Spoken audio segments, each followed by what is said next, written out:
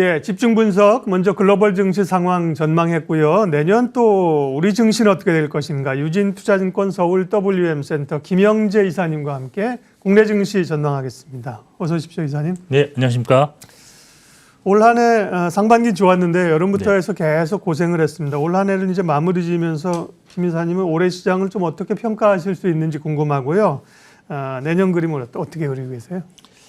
네, 일단 뭐 전반적으로 봤을 때 올해 같은 경우는 지난해 큰 상승의 바톤을 받아서 상당히 상반기에는 상당히 선전했던 증시가 그렇죠. 아니었느냐. 뭐 상승률도 글로벌하게 상당히 뻗어나갔었는데 그 이후 어떤 변이 바이러스가 또 추가적으로 발견되고 여기에 연준의 어떤 긴축 가능성이 대두되면서 그만큼 많이 좀 상승의 힘을 좀 상실한 것이 올해 증시 특징이 아니겠느냐.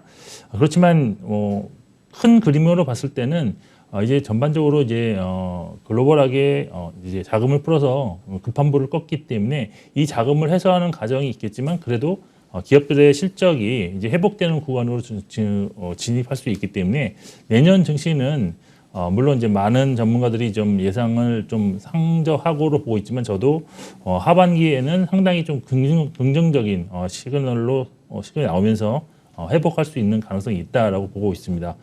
그리고 전반적으로 지금 증시가 이제 얼마 남지 않았는데 결론적으로는 연말을 맞아서 이미 이제 기관 투자자들도 부풀어진 걸 다 한 상태고 그 거래 대금 자체도 상당히 지금 10조 미만 어제 같은 금요일 같은 경우는 8조 원대 정도밖에 코스피가 거래 대금이 안 나오고 있는데 여기서 크게 무리하지 않는 그런 수준에서의 그런 증시 흐름이 나오지 않을까라고 보고 있고 이제 이번 주에 또 하나 생각해 볼 또 특징적인 것이 그러니까 내일 종가 기준으로 이제 배당이 확정되고 여기에 또 대주주 요건도 확정이 되게 됩니다. 그래서 그 이후에 증시를 어떻게 봐야 될 것이냐 단기적으로 제가 볼 때는 보통 이런 이벤트가 1년에 한 번밖에 없는 이벤트인데 보통 화요일 날 장중 저점 또는 종가에 사서 그 이길에 매도하는 전략도 단기적으로 좀 수익을 확보할 수 있는 그런 전략이 될 수 있을 가능성이 있습니다. 그래서 이런 건 한번 고려해 볼 필요가 있고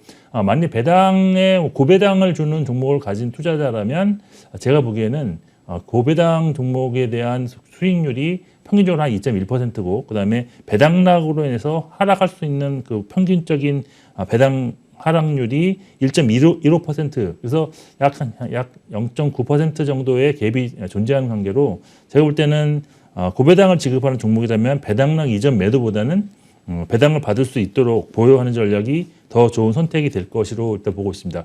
그리고 이제 많은 분들이 궁금해하는 것이 1월 효과가 과연 나타날 것인가 올해 내년이죠. 나타날 것인가라고 질문을 많이 해주시는데 지금 5개년 최근 5개년 평균을 보면은 80%의 확률로 코스피, 코스닥 모두 1월에 주가 퍼포먼스가 좋았습니다. 그래서 역시 내년 역시도 1월에는 퍼포먼스가 좋지 않을까 하는 조심스러운 기대를 할 수 있다라고 볼 수 있고 아무래도 1월 같은 경우에 1월 효과가 나오는 것은 좀 이례적인 현상이라고 볼 수밖에 없습니다. 아무래도 신규 매수세가 시작되는 달이고 새로운 회계 연도를 맞이해서 실적에 대한 긍정적인 계획도 많이 발표되면서 주가에 대한 희망도 가지는 시기이기 때문에 지금 이제 내년 1월 효과는 지금까지 실적이 좋지 못했던 업종 그리고 그 어떤 테마성 종목들 이런 것들이 상승이 나타날 수 있어서 조금은 다른 시각에서 지금까지와는 좀 다른 전략으로 대응하시면 수익률을 극대화할 수 있겠다라고 할 수 있겠습니다. 내년의 전반적인 국내 증시 흐름은 전약 후 강으로 보셨고요. 1월 효과 기대해 볼 만하다고 언급하셨습니다. 금리정책 조금 전에 이제 최현기 위원과 함께 미국의 금리 인상 시기나 속도는 점검해봤고요. 국내도 한국은행이 이제 작년에 올해 금리를 2번 올려서 내년에도 1월에 당장 우리 이제 금통위가 있고요. 금리를 한 번 정도는 더 올릴 수 있다는 게 시장의 컨센이죠.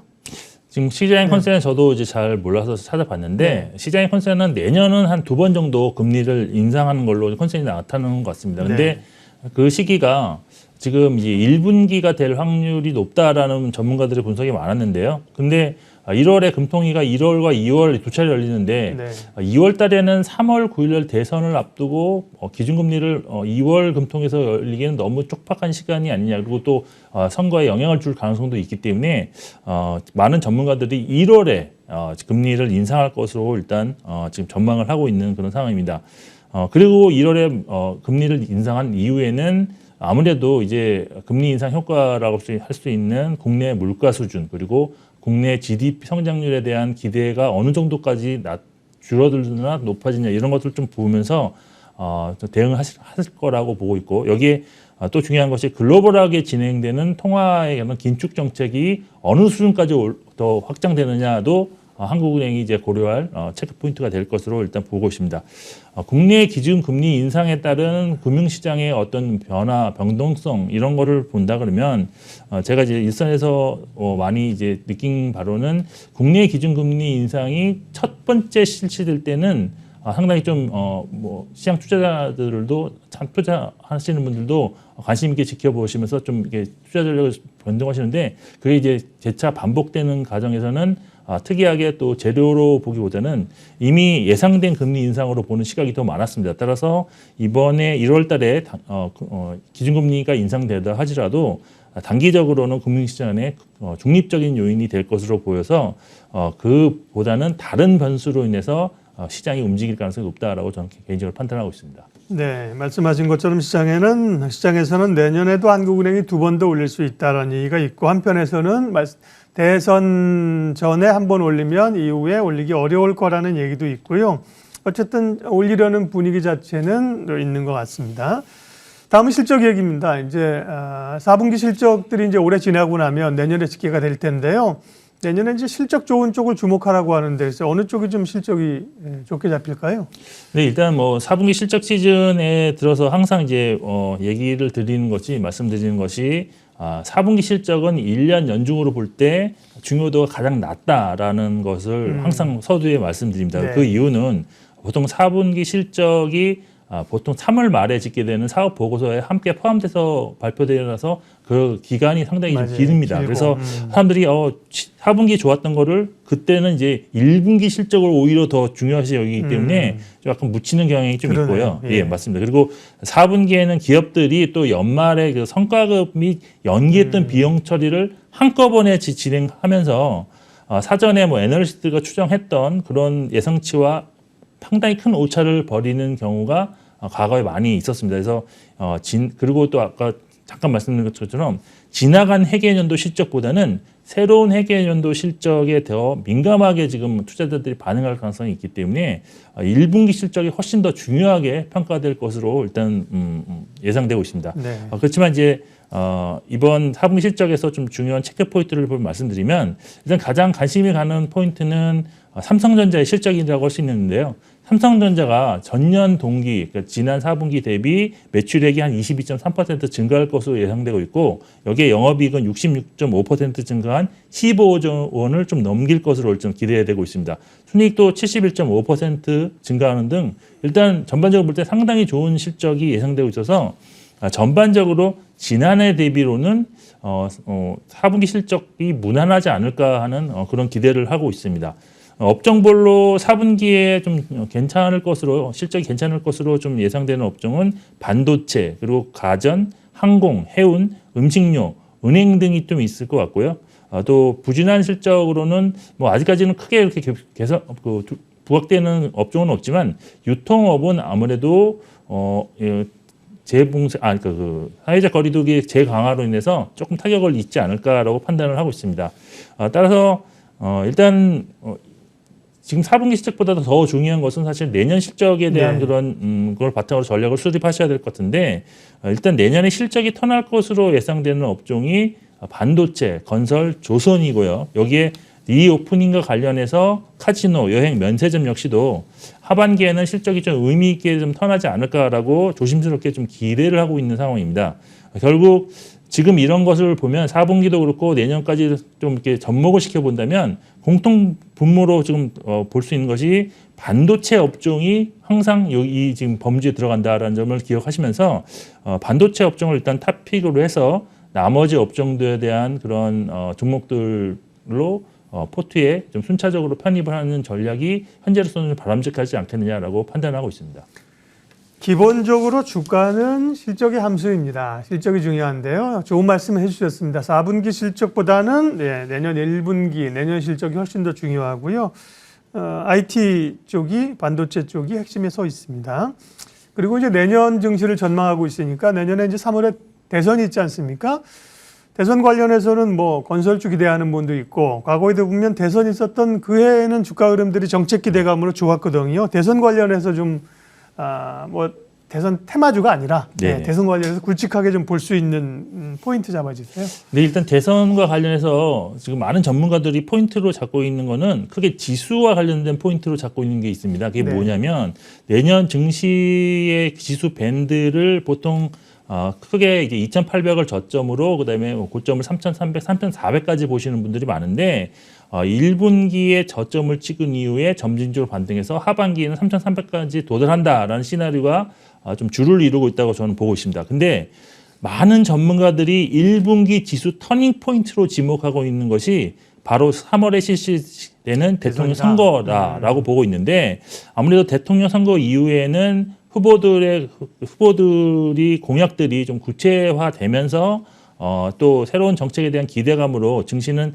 상승 반전할 수 있다라는 것인데요. 사실 유력한 두 후보 중 누가 당선된다고 하더라도 일단 신성장 산업에 대한 다양한 지원책이 나올 것으로 일단 기대할 수 있고요. 여기에 당장 경기 회복을 주도할 수 있는 부동산 및 건설 관련 사업에 대한 긍정적인 비전을 제안할 것으로 일단 보고 있습니다. 따라서 올해부터 지금 회복되고 있는 국내 분양 세대와 관련해 매출 증가가 기대되는 건설 종목이 있을 수 있고요. 또 해외 수주와 매출 동시에 증가할 것으로 기대되는 건설 종목을 좀 주목하실 필요가 있는데 사실 당장은 주가가 지금 바닥권에서 저점을 차고 있는 종목들이 대다수입니다. 그래서 지금 바로 포트에 편입하시라는 말씀은 드릴 수가 없는데 그렇지만 수급이 개선되는 그런 모습이 나타나고 있고 또 기술적으로 우상향 추세가 전환된 이후에는 신규 매수를 좀 적극적으로 고려해 보실 필요가 있다라고 보이고 종목으로는 저는 현대건설이랑 GS건설을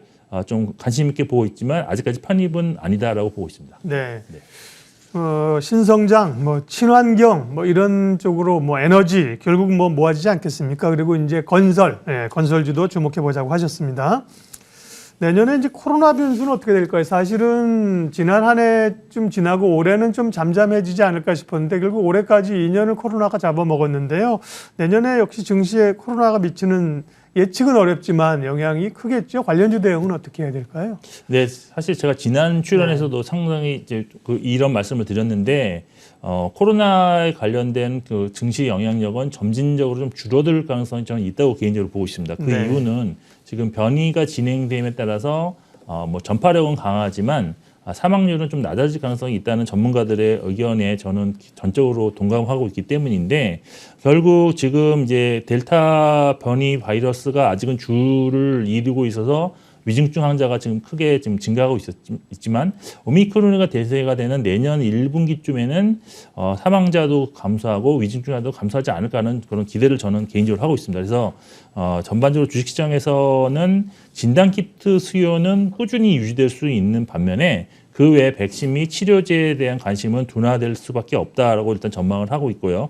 그리고 결국에는 지금 리오프닝주에 대한 관심도 서서히 점진적으로 더 나타날 수밖에 없는 상황이 될 수가 있을 것 같습니다. 그래서 사실 지금 이게 리오프닝 관련주도 결국 실적과 주가의 함수 관계가 있기 때문에 지금으로서는 사실 실적이 빅대표되지 않는 상황에서 기대 심리만으로 주가가 오르지는 않을 것으로 일단 보고 있기 때문에 결국 리오프닝 관련주에서도 실적이 되는 지금은 항공화물 관련주들은 지금 관심을 가셔야 되고 그리고 내년 1분기 아니면 2분기 중반 요 정도 사이에서는 아무래도 이제 물론 이제 어느 정도 바이러스가 진행되는지 확인을 하셔야 되는데 만약 바이러스 확산으로 인해서 변이 바이러스 확산으로 인해서 위중증 환자가 감소하는 그런 모습이 나타난다면 여행주 그리고 카지노 면세점주에 대한 긍정적인 접근이 필요하다라고 판단하고 있습니다. 내년 증시 전망 쭉 했고요. 당장은 이제 올해 남은 시간 연말 연초 전략을 좀 정리할 필요가 있겠습니다. 관심 종목까지 말씀해 주세요. 네, 지금 현재 시장의 최대 관심은 반도체, PCB, 로봇, 뭐 폴더폰 요 정도 수준인데 네. 지난 뭐 11월과는 많이 좀 바뀌었습니다. 그래서 그렇지만 이제 아까도 말씀드렸지만 1월에는 성장주가 1월 효과로 인해서 반등할 가능성이 있기 때문에 이런 쪽도 좀 관심을 보셔야 되고요. 그리고 대주주 햇빛성 물량이 이제 내일이면 일단 되는데 올해 시세가 컸던 중소형주는 내일부터 좀 비중을 확대하실 필요가 있을 것 같습니다. 그리고 1월에는 그 성장주 중에서 저는 제약 바이오를 좀 관심을 가질 필요가 있다고 보는데 1월 뭐 중요한 글로벌 컨퍼런스도 있고 해서 또 가장 덜 오른 업종이기 때문에 제약 바이오 업종 관심을 가질 필요가 있습니다. 그리고 상승 추세로 기술적으로 재전환된 종목들 관심이 필요하다고 보고 있는데 삼성전자, 삼성전기 등이 이에 해당된다는 점 꼭 참고하실 필요가 있을 것 같고요. 그리고 중장기적으로 아까도 말씀드렸지만 파라다이스 같은 그런 카지노 종목 그리고 내년 실적이 이제 턴할 수 있는 그런 계기가 마련되는 조선주 중에서 삼성중공업 정도는 좀 관심 있게 좀 보셨으면 좋겠습니다. 반도체, IT, 또 리오프닝, 파라다이스까지 다 공감이 가고요. 조선주는 사실은 뭐 현대중공업이나 미포 이런 쪽을 많이 보는데 김영재 이사님은 삼성중공업을 중장기 종목으로 좋게 보셨습니다. 집중진단 2022년 내년 글로벌 시장 그리고 국내 증시 전망했습니다. 유진투자증권 김영재 이사님 함께해 주셨습니다. 고맙습니다.